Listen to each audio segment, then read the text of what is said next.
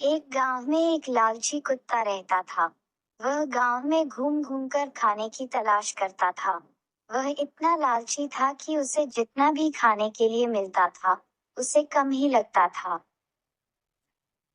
गांव के दूसरे कुत्तों के साथ पहले उसकी अच्छी दोस्ती थी, लेकिन उसकी इस आदत की वजह से सभी उससे दूर रहने लगे।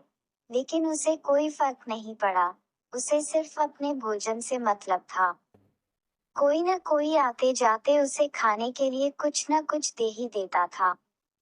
उसे जो खाने को मिलता उसे वो अकेले ही चट कर जाता। एक दिन उसे कहीं से एक हड्डी मिल गई। हड्डी को देखकर उसकी खुशी का ठिकाना न रहा।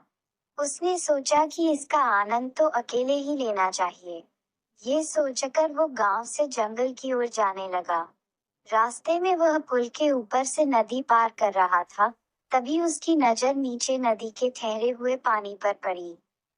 उस समय उसकी आंखों में सिर्फ हड्डी का लालच था।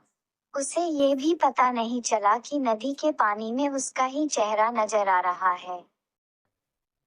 उसे लगा कि नीचे भी कोई कुत्ता है, जिसके पास एक और हड्डी है।